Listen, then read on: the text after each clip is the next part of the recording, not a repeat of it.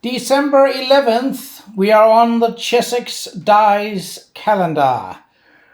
And as per usual, the next hatch should be just around this corner. And there it is, right here. Okay, let's get you opened and see what you contain. Without peeking. Because I don't want to spoil myself. Is there something blocking it from going down?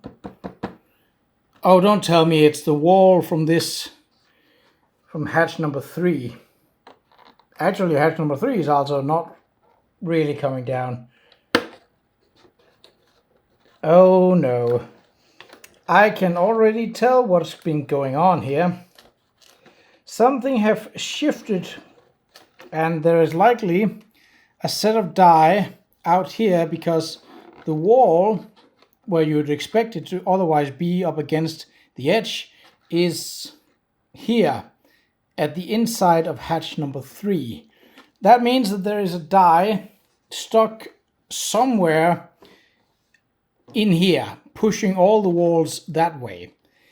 So, a bit of a reference, this is the first time that Chessex have officially made a dice calendar.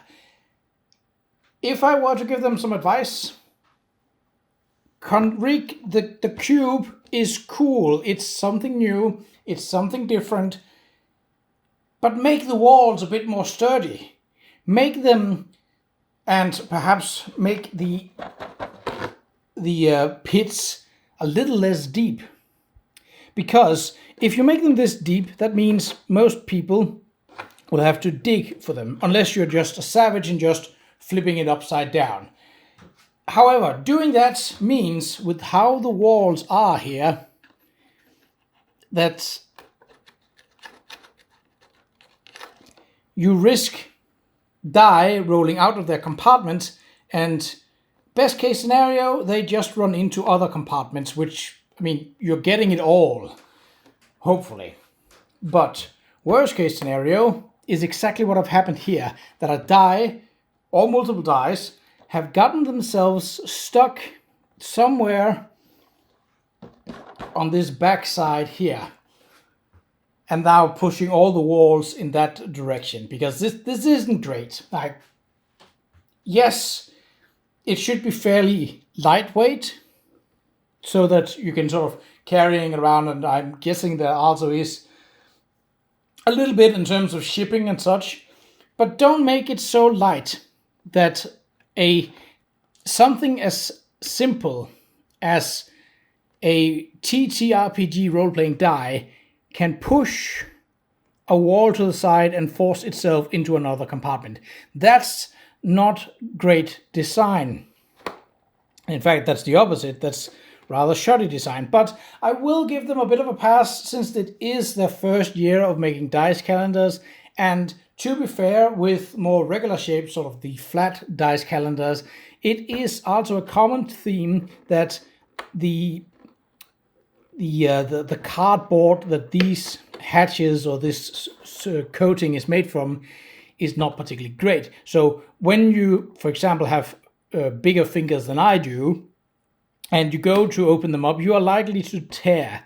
Now, thankfully, they've made it so that there is a good bit of spacing between each hatch, so you have a bit of wiggle room. It doesn't matter as much, so if you do like it with hatch number 10 over here, where I literally had to make almost had to like tear the extra area open in order to get my fingers in for the sake of picking up the chunky die, then it's usually not a great idea if it tears. So avoiding that is, if at all possible.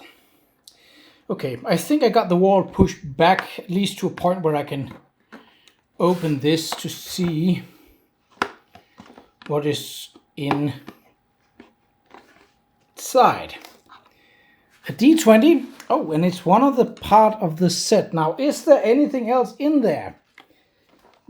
Doesn't look like it. But Well, probably what's going to happen is when I open hatch number 24, I'm probably going to have to tear this. Either I'm going to have to open it and like get all the remaining die out, or